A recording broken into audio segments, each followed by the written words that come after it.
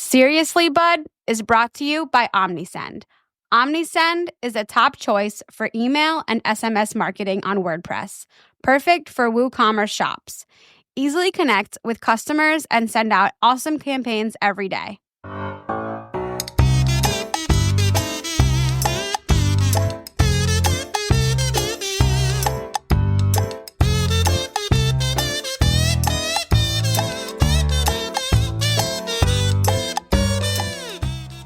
Hello, my name is Bree, and welcome to Seriously, Bud, a podcast featuring an unexpected conversation with someone in the WordPress community. And now it's time for my dad, Bud Kraus. Thank you, Bree. You know, I had so much fun last week speaking with Leonardus Negraha. I thought I would do this all over again.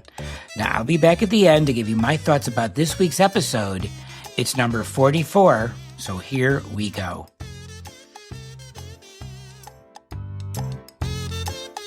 Robbie, Adair, welcome to Seriously, Bud. We know each other, so I think.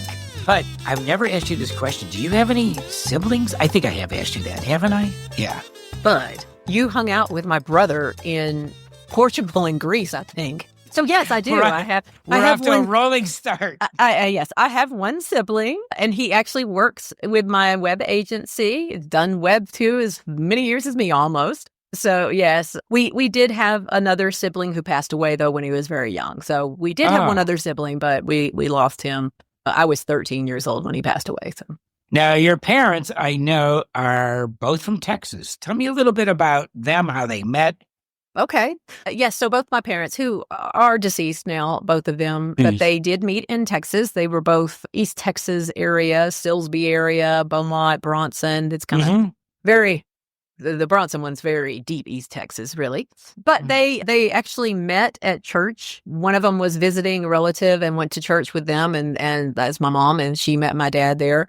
Or maybe I had the opposite. Actually, I think it was my dad was visiting. He went to the church and my mom was at, but I can't remember. And they met and they kind of got along and they dated for a couple of years, I think, on and off. And then when my father joined the military, and right before he joined the military, he proposed to my mom.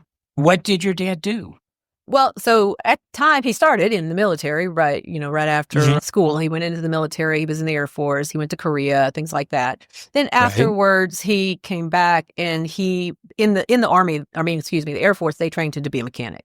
And so he was a mechanic the rest of his life, heavy equipment mechanic or a mechanic manager. Like he would manage fleets of heavy equipment. He did a lot of overseas work. He would be in Iran, Iraq, Algeria, Colombia. He was all over the place. And we would meet him out of the country on his breaks and stuff most of the time. But that was what he did the rest of his life. It was a mechanic, heavy equipment mechanic. Well, he was a big, strong guy, I'm assuming, when I think of heavy mechanic. So I always tell people, my dad, when you're a kid, especially, you're like, my dad's so strong. He's the strongest man I know.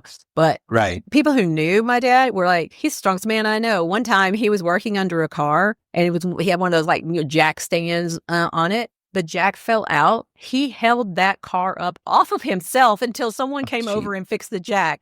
And I'm like, wow. I mean, he was a very strong man, though. Yes. Yeah, I can imagine. Was your mom a housewife? Yes, she was a housewife, but she usually did work some job while we were growing up. It just depended on the time. But she worked some jobs like managing a nutrition center where seniors could come and have their lunches and stuff. She managed that, and she did a lot of fundraising with that. She did some really cool stuff. She got them to open up a retail store where they could sell and it raised money for their events and stuff. And then she decided she wanted to go back to school and finish her degree. She hadn't finished her degree, and she went on and got her master's degree in English so that she could write books. And she did a lot of editing too. So she did a lot of corporate editing of boring stuff, policy procedures and things like that. She did a lot of that. She was the editor and writer for a company that had a government contract, and she did all of their reporting that they had to do and had to work with the military to go over all the reports and stuff like that. So she was a writer.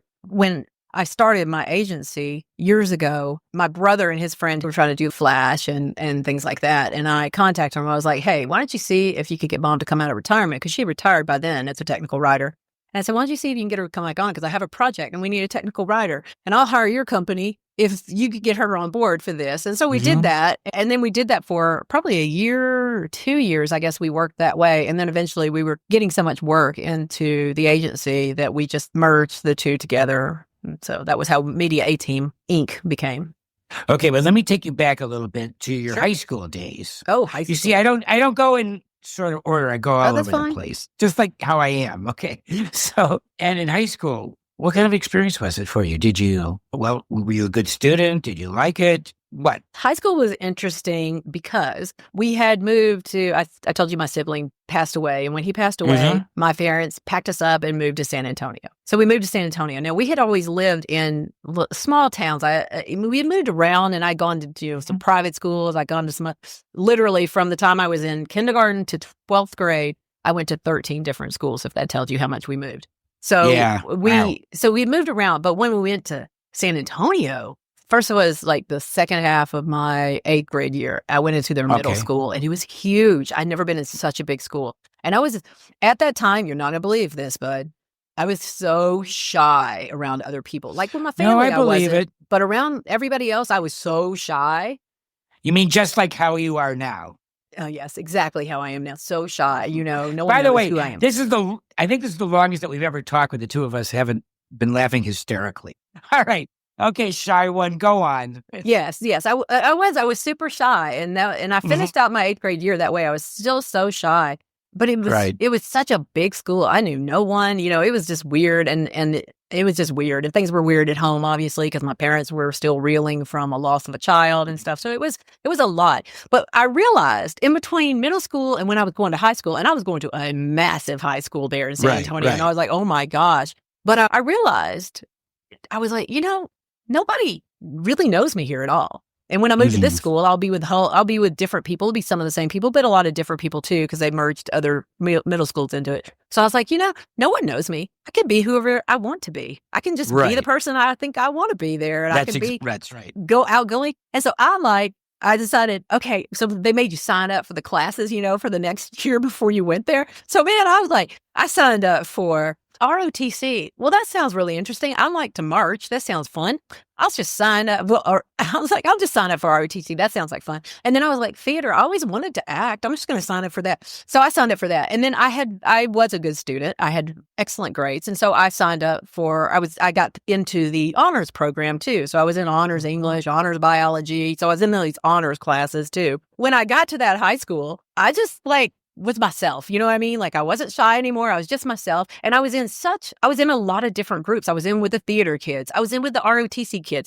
Overall, these groups just didn't really merge or talk to each other. And then I was in with the honor students, too, who, the eggheads. We were all together too. So I was in these really different groups, but I was just friends with everybody then. So I just knew everybody and I kind of liked that. And that experience made me realize I think that's the way to be. I think you just need to get along with everybody, even groups you might not think you would. Just try to go in because you learn and you meet so many people. You learn how different people get along and I don't know. It's just, I think it's interesting, but that was my experience going into high school. I was just like, I'm going to do everything. And it was crazy, but I really had a great time.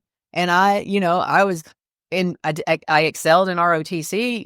I moved on up to. We do have people who do not know what ROTC is. Oh, Reserve Officer Training Corps. But I was in junior. I should have said that junior ROTC because it was high school, right? So, but we really had a real Army colonel. Yeah, he was a colonel that was our commander, and then a non-commissioned officer that was our XO, and then. We have 4 companies. My second year, I became drill team commander, and I think I was in the Flag Corps. Trying to think what else I did, and then the platoon leader, things like that. I moved on up to platoon leader, and I was going for the big job, right? So the overall. But my senior year was coming up, and I'd also stayed in theater all those years. So I was in theater, and I didn't have enough time in my schedule to take both junior ROTC and theater. So I had to make a choice my senior year. I almost thought I was going to make the colonel cry. I mean, he was just so upset that I was going to pick theater. He was like, you're wasting your life if you pick theater over this. And I was like, I'm so sorry. Now, the thing is, though, I wound up beginning part of my senior year, my family decided to move us back to East Texas. So I went from San Antonio. I was in a class of 796 people, and I moved to East Texas into a senior class of 27 people. So it was crazy. And then, and by the way, those 27 people all knew me because I had been there in elementary. But remember, in elementary, I was super shy. So I came back and I was not super shy anymore. And they were just like, who are you? We don't know you at all. You're not the same person. And I was like, no, I am the same person. I just never said anything. You know, there are two things that come to mind when you're talking to me about this. One is that everybody should have the chance in their childhood to remake themselves at least one time. Agree. You did. I did when I went to college. I was totally different from high school into college, but I already knew who I was. Mm-hmm. I just needed a new platform to be who I had become. And then the second, so I was in the same school system for 12 years. Okay. When new kids would come in, let's say 9th, 10th, 11th, whatever, they were always the cool kids. Why were they the cool kids? Because they got to remake themselves. And then people gravitated to that. Why was I so uncool? Don't even get me started about high school, but you know, my high school experience was terrible. I wasn't hated, I was ignored because I was like furniture. I had been there so long that no one was talking to me anymore. Anyway, it's so interesting that you say that in 8th grade, in the middle of 8th grade, you already knew who you were. You just needed a fresh start, and you got it. And then when you go back to where you came from, who's this? Yeah, exactly. So exactly. Cool. They were like, didn't know. They were just like, wow, you're so different, you know? It was like I was a new student, even though they all knew me. And a lot of them had known me since I was like 5, because we were in East Texas when I was younger, you know? And so they knew me, but we'd move away, and then we'd come back, and we move away, and we come back. And so they did know me, but they didn't know that me until I came back my senior year, and they were just like, whoa. And then I just kind of continued on being the same person from then on. And look at you, bud. But wait a minute. You said you were ignored. Basically ignored in high school, but now I was. You're an elite. Like you're more than a 1%er. You are one of the top 25 people in WordPress. Turn this off. Turn this off. Stop. All right, we'll cut that out. But no, here's where I am an elite that you don't know, okay? Which is I am now the most popular person in my high school. Okay, it doesn't count because it's 50 years ago, but I have 1 million high school friends, and that's amazing. I love that. I'm very grateful for that, to have that kind of connection to people that I despised when I was in high school. And that now they're very good friends of mine. That is very fulfilling. Enough about me. Let's talk about you. I need to know a little bit about what you do today, or at least the audience does. Is that something that you were already looking at when you were at college? So let's have that whole story. Kind of. Now let me explain why I say kind. So what I do now is I have a web agency and have for 22 years. Oh my gosh. 22 years we've been doing, I call it a media agency actually, because we do web development, but we do video production. And we've always done video production, you know, so I call us a media agency really. And we've done that for a very long time. And then of course I also have OS training, but we've had that a shorter amount of time, but it just teaches the things that we know how to do, right? Web development. So that's what I'm doing now. So coming out of high school, remember I had done the junior ROTC thing, but then I kind of got out of that whenever I moved to my little tiny town because they didn't even have a junior ROTC. I'd also done computer programming. I'd learned BASIC and Pascal when I was in San Antonio. Of course, then going to East Texas, they didn't have any. Well, I take that back. They had this weird little class that was like to teach personal finance, and they actually used some old Commodores or something. I don't know. They had some old computers in there. And I was like, well, I'll take that because it's got something related to computers still. So, you know, I did that. And I wrote some more basic programs while I was in there. But that was, remember, BASIC and Pascal time. Then I went to college, and I got to college, and I was like, I'm going to double major. I'm going to double major in computer science because I love developing, and I'm going to major in theater because I love acting. Well, when you're a double major, you have to go to one school, right, for them to fill out. This is when you had to go to the counselors. They had to look at what you're going to do. They had to approve for you to be able to sign up for those classes. So I went and met with this computer science guy. I said, I have to have beginning acting, and then, you know, beginning computer, whatever. And they were like, no, you have too many things that you have to take for computer science your first year. Well, you don't have time for those acting classes. And I was like, but I can't graduate with both if I don't do that now. I was 18 years old. And you know, at 18, you're the smartest you'll ever be in your entire life, or at least you think so. Nope, not me. I thought I was. I was 18. I was so smart. I just knew everything, right? So I was like, fine, you just put down on that slip whatever you think I should take. And then I marched my happy little self down to the office, and I changed my major to just be a theater major. So I dropped the computer science. And that was just because, you know, I was young and stubborn. And so I dropped that and I went into acting. Now, at the same time is when HTML is kind of getting started, right? And I still had a computer myself because my mom had run businesses and had like IBM clones and stuff, a Tandy. So I was very computer literate. And so I still had a computer and I started messing around with HTML. I mean, I was using HTML1 before the image tag even existed. I mean, like I was playing around with that. And I was like, this is all kind of fun stuff, But it was kind of just for fun. And then as I was going along in college, I started seeing my theater friends that had graduated and went to New York or LA come back to get their teaching certificate. And they were like, yeah, I waited tables for a year basically. And I was like, ooh, this does not sound like fun. This does not sound like something that I'm going to like at all. And so then I started, well, let me look back at this computer business then. Well, by then, what had happened in those 2 short little years was object-oriented languages had become popular. And I had missed that. And so I felt like I had a theory knowledge that I didn't have. I was like, well, maybe I don't want to go do that programming then after all. And maybe I'll just kind of look more at this HTML stuff and play around with it. And so I started just teaching myself more stuff about web. After I graduated, I went to work. I was going to go be they called you a mecha operator. Anyway, you would design forms in the computer for them to print on the presses. And so I went to that interview and I was like, well, they were like, obviously I wouldn't know that software because it was very proprietary, but they were asking me a lot of other questions about stuff. And I was glad I had some sort of knowledge of like HTML and stuff because they had to where you printed like the back of forms where it's is very text heavy, like think of the back of a car buying form, right? It's all that text that's on there. They laid all that out with GML, which was general markup language, which is what HTML was based off of. And so I was like, oh, yeah, I could read, like they gave me some tests and I could read some of the GML. So they were like, wow, great, you've got it. And so when they were hiring me, though, I was like, well, so how many people are you going to be hiring? Because they had other people out there. And they were like, we're probably going to be hiring around 20 to 30 people because we're going to turn this into a hub. And they told me they wanted to hire me. And they were like, we're going to send you away for 2 weeks to Iowa City to be trained and then bring you back. And I was like, wait, you're going to hire 20 to 30 people and you're going to send every one of them up to Iowa City for 2 weeks? I said, why don't you just hire me, send me up there for 2 weeks. I'll come back and train everybody. And they were like, we were thinking about we might need a trainer one day. You're interested? I was like, heck yeah. And so they hired me on as their trainer. It was cool because that was a Unix system. I'd already worked in IBM. That was a Unix system. I went up there. And then whenever I got back and started training people, they also then needed some Mac work done and they didn't have anybody who knew Mac. So I learned Mac so I could train some people on how to use the Mac. So I had all of the major platforms, right? I had Unix, Windows, and Mac. And so it was great because it really broadened my knowledge base to do that job. But as I was doing that job, I started on the side building some websites. And then I'd start having people who were like, hey, can you build me a website for my real estate company or something? And I would.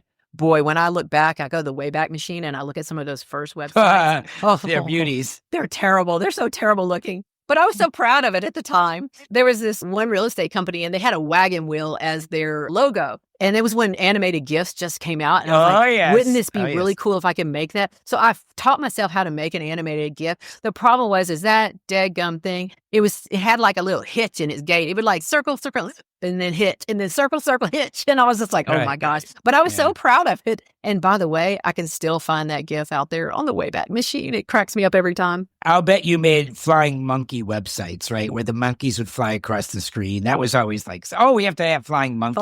I didn't ever put any flying monkeys on there. Oh, yeah. I did put things like, snow or bubbles or things like that. Right. Sometimes we would do that for the holidays for our clients. We're like, let's put some snow on there. It'd be cute. How about websites that would automatically play sound? When you downloaded a page, you'd get some kind of like sound. We weren't so much on sound, but as soon as I started, later on when we started getting into video, when Flash 5 came out, we were waiting for Flash 5 to be released because we'd already recorded video of me like tapping on the screen, going like, if you can hear this, click the button below, because that meant they had their Flash plugin loaded, right? And we like recorded a sound of like tap tap tap. You could hear it like I was tapping on their monitor and say, click the button below. Or if they didn't see me, it would say, download the Flash plugin. And as soon as they did, then they would see me saying, click the button below. Tell you what, though, wow.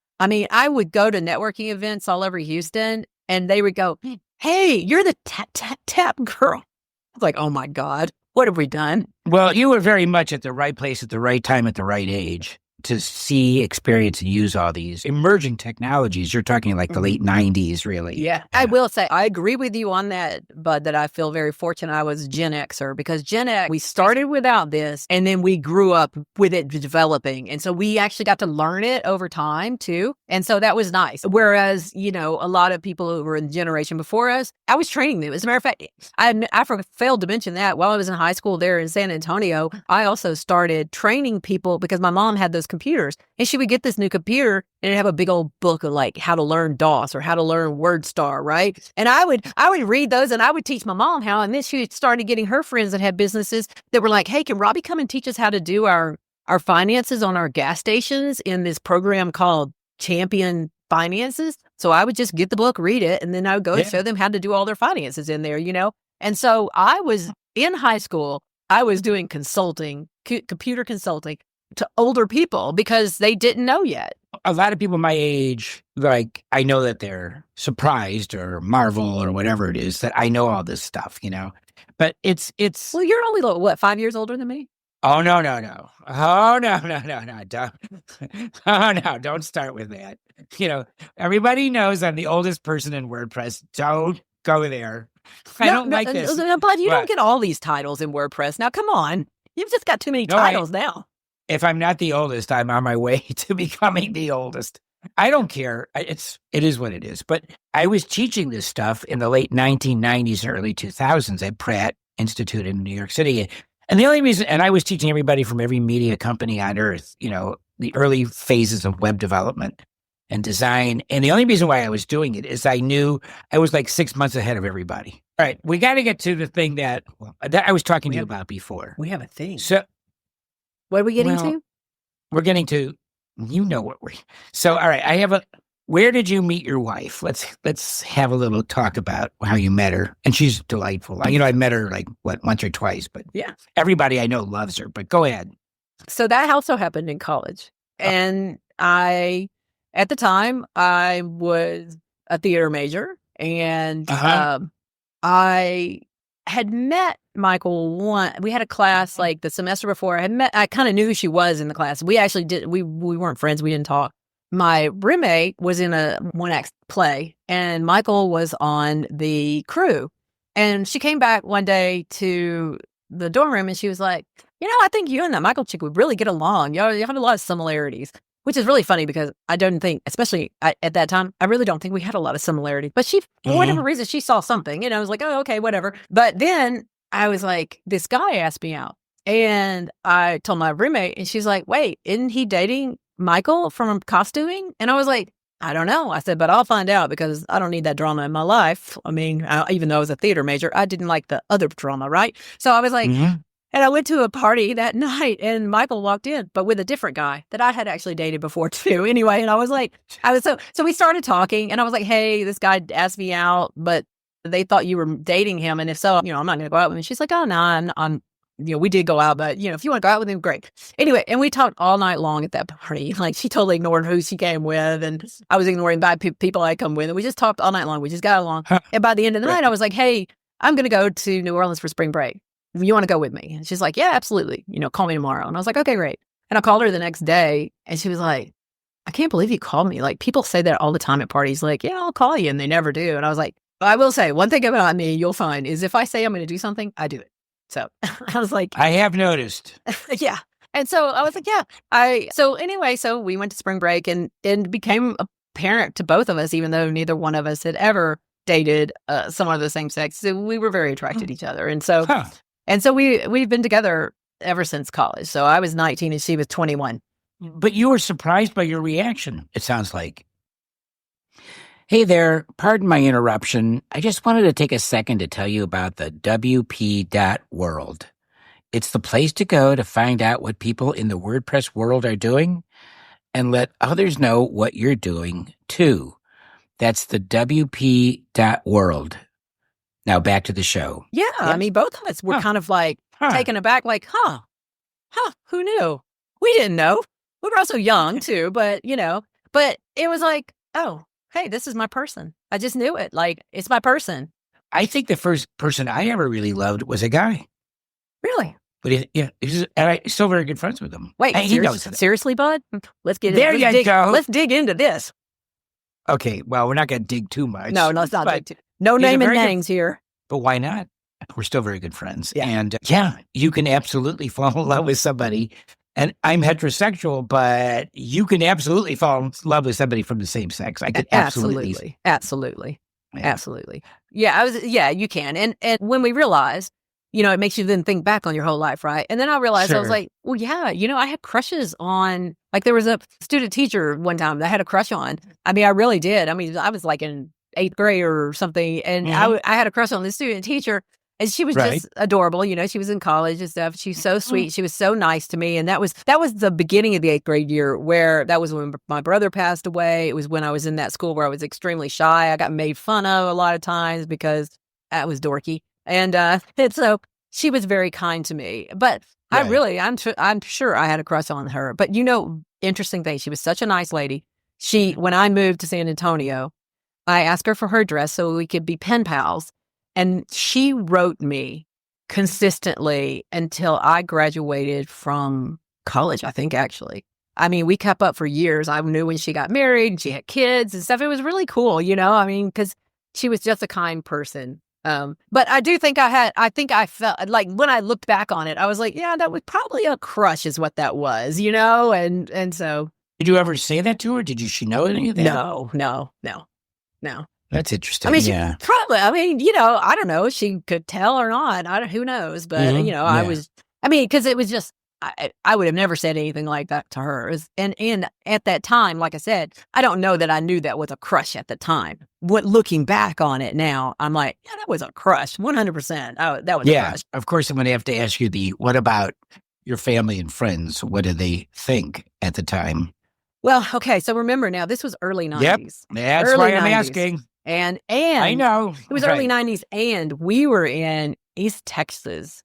So we were in a Mhm. very rural type area. Yes. We were so in the closet, no Yeah. one knew for the first year at all. And then after Mhm. that, there were only a few other people that we met there, and they Right. knew.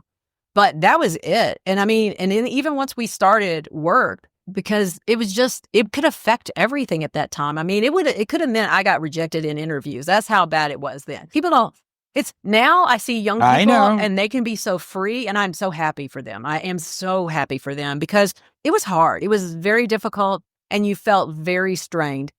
Did you feel like there was a lot of pressure to keep it a secret? I would think. Oh, absolutely. There was Yeah, a lot right. of pressure. Not Right. only was we felt the pressure, but then whenever we did tell some of our family, they were like, please don't tell anyone else. Don't let this get out, Yeah. Right. And so right, it was right. not, it was hard. It was hard then. But then you get older, things have changed. Thank goodness. That's right. Things have gotten better. People are more accepting now. I mean, not everywhere, as we know. We have a lot of work to go on that. But I now feel like I can be an out individual and still, get a speaking gig somewhere or get a contract Right. with a client and things like that. I don't worry as much about it as affecting that. But it was hard. It really was hard. And, I'm like I said, I'm glad for people now. I'm glad that they don't have to worry about those things here in the country anyway. They have the freedom to get married if they want to. Oh. And Michael and I did get married. Mhm. We got married in New York before it was Mhm. federally legal, but New York was allowing for reciprocal states to come in, and so you could be from another state and still come in and get married there. And so we did get married there, even though we knew when we went home to Texas it would not be honored, but we wanted to go and do it. Some of our friends were very instrumental in trying to get that passed in New York. And so we went to New York and we got married. We got married on our 21st anniversary, which was really fun. And we did it in Central Park at the castle. It was beautiful. We had a few friends and family there. And then we went to go eat at the 21 Club, which has now closed, unfortunately, but it was at the time the oldest bar in You didn't even New come York. and visit me, Well, I wasn't didn't know you invited. then, didn't visit- bud. I didn't know That's you a then. bad excuse. Yeah, Now, I have by this- the way, bud, do you remember when we What? met the first time? Well, of course. How could I forget? How could you Now, forget? before we do that, Okay. Before we do, I have to tell you, in 1980, I went to a lesbian marriage. In 1980, now it Really? wasn't A commitment ceremony. right, and Eartha Kitt was there. Wow. Yeah. And it was two women. Well, obviously, I don't remember who they were, but I thought it was so different and cool, actually. I thought it was like, this is different. Wow. I think they both wore wedding dresses and all that. And it was, I recall it being in an apartment building. And like you said, it was a commitment ceremony. It wasn't illegal. Now, in Texas, do they recognize? They do now because it's federal. Marriage. So they have that's right. Because of federal laws. Now, there are still, there are some counties where you'll have county clerks that will refuse to give a marriage license, and they don't enforce it in Texas. So if that county clerk doesn't want to give a marriage license to a gay couple, they just don't get it. I mean, it's not, like I said, we have a ways to go. Interracial marriages, things like that. I mean, we're so much better than we used to be about those things. How did we first meet? All right. So we first met at State of the Word, the very first State of the Word that was a standalone State of the Word in New York. Before you go any further, we have to explain WordPress because there are people that listen to this that don't know. WordPress is software that makes websites, and State of the Word is an annual address that's given by the co-founder of WordPress. And it's an overview of where WordPress has been as a software development project for the past year and where it's going in the future. And the first time it was ever done this way was in New York a couple of years ago, and you came. Mm-hmm. Yes. And that's how we met. And we met, and I was like... Oh, I was jealous of you. Well, you basically blew me off, though. But you were because I was... Oh, well, I do WordPress training, so, I don't need to know you, basically. And I was like, wow, he's a big wig. And now we know you are. Oh, well, that's true. But, how true. But, we were at lunch. It was Bob Dunn paid for it, whoever he is. Yeah, that was the next day. That was a great lunch, too. Yeah. Oh, that was fun. It was Topher and Kate DeRosa. Both have been on the show. Awesome. Mark Wesgard was supposed to be there, and he wasn't. He's been on the show, and Bob's been on. Everybody at that table, they've all been on the show. So, awesome. Yeah, that was a lot of fun. And I was sitting next to you, and you're talking about OS training and all. And I'm just sitting there going, look at this woman. She's got all this stuff going, and she's got this big business going with all this training. And I've got like these two stinking little courses, and I'm thinking like, I'm getting nowhere with this. And look at her. So, yeah, I got really jealous. So then I realized rather than fight you, I would just join you and do stuff for you. Yeah. That's right. We work together on things, but it's great. And then, of course, we've seen each other for, the last couple of years, a whole bunch of times, including 3 times in like 5 weeks in the fall. We saw each other a lot. I know. Yeah. Well, we even had not just events either. Like my wife and I met you and your wife up in Santa Fe for dinner. That was great. Now let's talk about real quick we're gonna have to, I guess, wind this up eventually. But what was the name? We were at WordCamp Rochester. Okay, and WordCamps are WordPress conventions, and we were at WordCamp Rochester, and I stayed at a really fabulous hotel.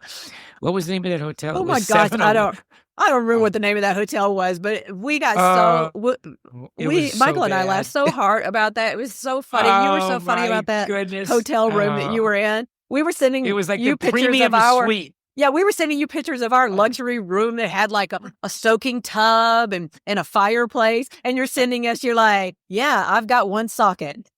There was like a light bulb overhead with no fixture. I mean, I was just like, God. It was so bad.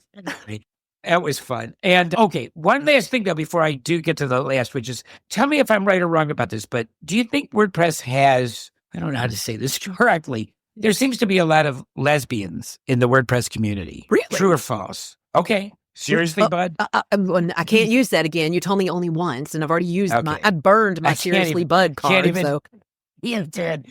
You did use it once. I thought I would use it. Wow. Okay. So wait. True or false? I'm trying to think now. I'm like, wait.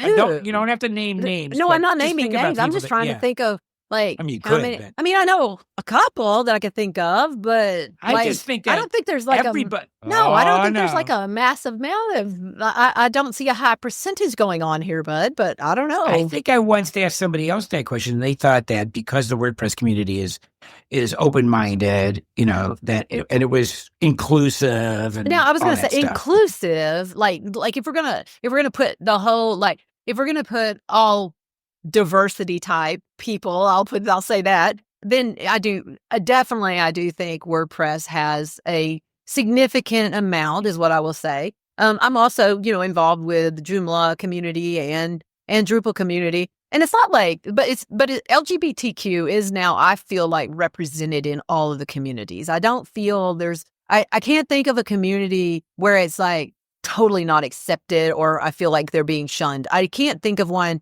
Even your heavy dev communities now have representation in them. So I feel like it's kind of it's just more accepted now. Now, I will say, and this is, you and I were talking about this earlier, there are times when, particularly if we're dealing internationally, that there are times when if someone realizes that I'm a lesbian, I can see demeanor change. And it may be because in their country or in their religion, this is still possibly even illegal.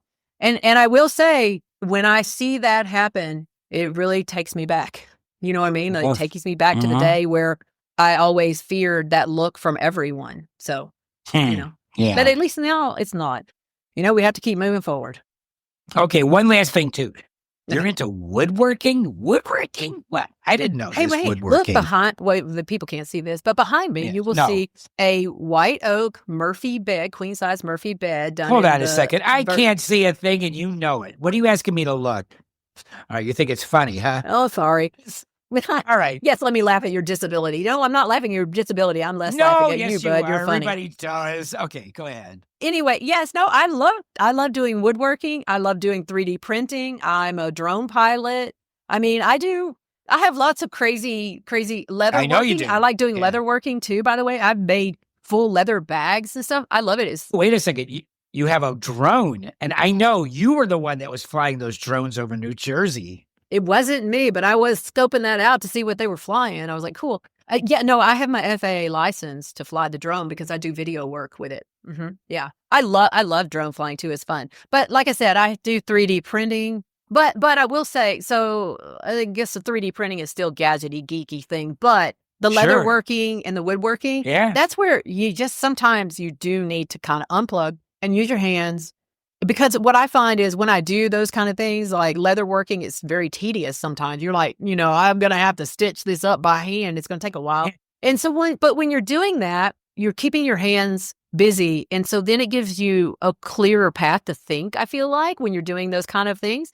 And so a lot of times it lets me think through problems and come up with solutions that I might not have if I was just still at the computer being frantic about it. You know what I mean? And so I find that those things are they help me relax and help me figure out things. And I also am one of those people, I don't know if you do this, but I talk to a lot of computer people and they say the same thing. Like if I'm like stuck, I've got a problem, I can't fix something on a website or whatever, and I've tried everything. You walk away.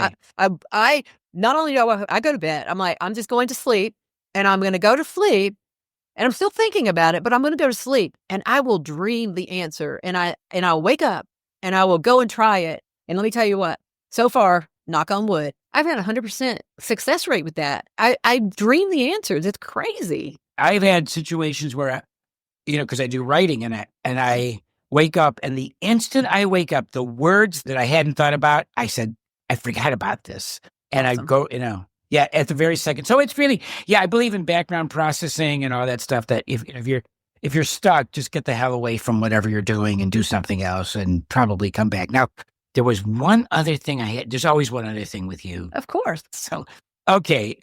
And no, I'm not in an airport at this moment, but I really wanted to put a green screen behind me and put an airport scene because every time you text me, you're like, what airport are you in? That's the first thing you always start every conversation. What airport are you in? And unfortunately, 70% of the time I'm in one. I know. I think you own a couple airports at this point. I wish. All right. So we're going to stop, I guess. But okay. Who do you recommend that I have on Seriously Bud? Well, I think you should. I'm going to give you two, really, is one we give you. Because I'm going to give you one. I'm going to give you one that I think would be, I'll give you a high goal. I think you should get Matt Mullenweg on here. Oh, so that God. one, I think you need to get Matt on here. All right, I shouldn't say, oh, God. All right. So you're by the way, you are the first person that recommended Matt. Okay. So, yeah. And I'm not against it. I would love to have him. It'd be great. It'd be great. Sure. Matt has fascinating stories, too, because you're not just. What I like about your podcast is you're not just like, let's talk about WordPress. That's not what we're talking about here. We're talking about life. Right. And I like that. Wrapped around community, but it's life. And so I like that. And then the other person I think you should have on here is Robert Jacoby. He's a hoot. Yeah. I have him on my list. And I know I know you know him and very well. I do and know him. I think he knows me. I've known Robert for a very long time because we were both in the Joomla world together. Mike Demo was also in the Joomla world. So a lot of the people that I know in the WordPress community now came from the Joomla world. Like we knew each other for 10 years there first before we got into this community. Oh yeah, the very first WordCamp US I went to was 2019 in Kansas City. And I actually got a picture. Wait, St. Louis. Yeah. Yeah. Sorry. St. Louis. That's right. St. Louis. Yeah. But I got a picture. I think there were 8 or 10 of us that were Joomla people at that event, but we all knew each other from before, So I was like, I need a picture of all those Joomla people together. How about Amy June? Was she there? She was there as well. Yeah. Yeah. Okay. Yeah. And by the way, for those who don't know, Drupal and Joomla. Did I get that right? Yeah, Drupal and Joomla. No. Well, right. They're also content management systems that, among other things, make websites. Okay, We're going to say goodbye, but I have to tell you, I absolutely adore you. You know that. I love you dearly. You are one of my all-time favorites. Of course, I say that to everybody, but no, I'm sure in you your say cases. it to everybody. But you're also one of my favorites, bud. And Thanks. so I do tell people that it's okay. What do you tell them? That you're one of my favorite people. Oh, okay. Well, you made me laugh so hard. I swear, like the first time I met you and we were talking, I texted Michael and I was like, oh my gosh, I just met this guy, Bud. And he's just like, there was something about you that like immediately when I met you, I was like, I feel like I'm talking to Mel Brooks. You were so funny. You were just so damn funny. And it wasn't because you were a Jewish man. That I thought that either, by the way. That helped. That helped. But Thanks. I was like, he's so funny. Just going there. You just make me crack up every time. Even it just makes me smile whenever I see a text message come through that's like, what airport are you in? It just makes me smile. So I adore you and love you as well. And your wife. She's great too. And it just you always make me smile and you always make me laugh. And we should go on together. And I hope we will. I mean, I don't see why we wouldn't. Me neither. Okay. All right. Thanks again, Robbie. Thank you. Hey, I didn't know that Robbie loved to parade around while she was in junior ROTC, got to remake herself when she transferred to another school in 8th grade, is a woodworker, a leather worker, and flies a drone for work, and is the first person to ever suggest that I have Matt Mullenweg, the co-founder of WordPress, to be on Seriously Bud. Did you? Now, I got a little announcement. Robbie's company, OS Training, is going to be the exclusive sponsor of my upcoming ebook, Questions I Wish I Had Asked. More about that to come. Until next time, thank you for your time.